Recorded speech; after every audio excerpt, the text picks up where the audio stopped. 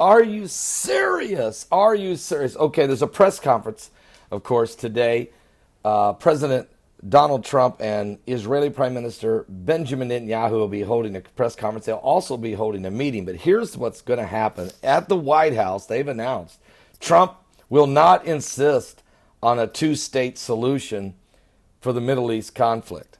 Matter of fact, the two-state solution ideal may be dead. And that's what Rabbi Yehuda Glick told me last June when I was sitting in his office at the Knesset interviewing him. And I was telling him that there were 20 nations in Paris, France, as we were talking, was drafting a two-state solution to be forced upon Israel. He slammed the table and said, it's dead. The two-state solution is dead. It's over. They had their chances. 1947, 1997, the year 2000. Forget it. It's over.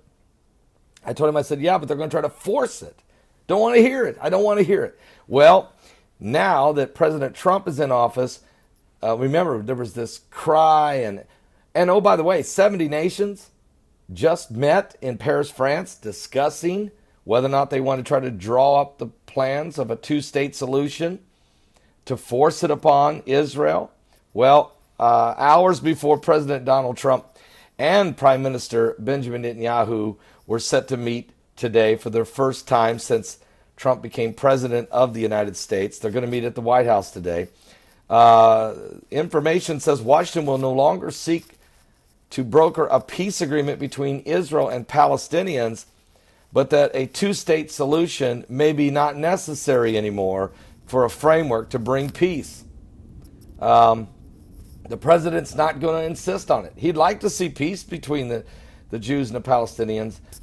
Don't need to. Two-state solution may not be how it works. Okay? A senior White House official said today that the United States would no longer seek to dictate the terms of any eventual peace settlement, but would support what the two sides agree to. In other words, let's get everybody out of the way. Get the United States out of the way. Let's get the United Nations certainly out of the way.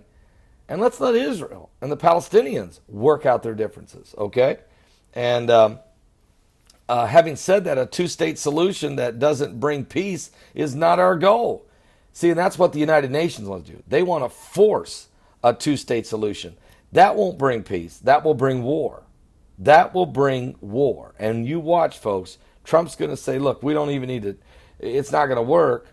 So why force this? Why try to force these two to get together on a deal like that? It's not going to work.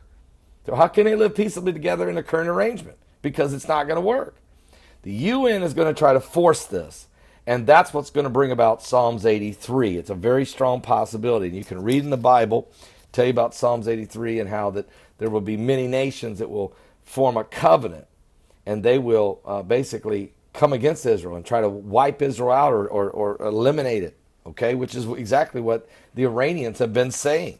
So the two-state solution concept is basically being taken off the table by the Trump administration.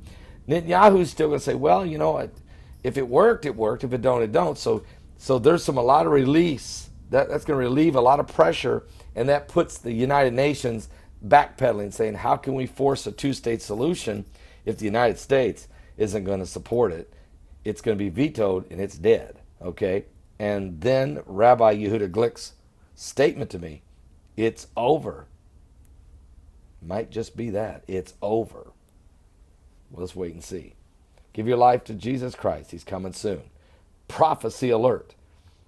Psalms 83 would come from a forced two-state solution, which will not bring peace, folks. When they say peace and safety, then come a sudden destruction.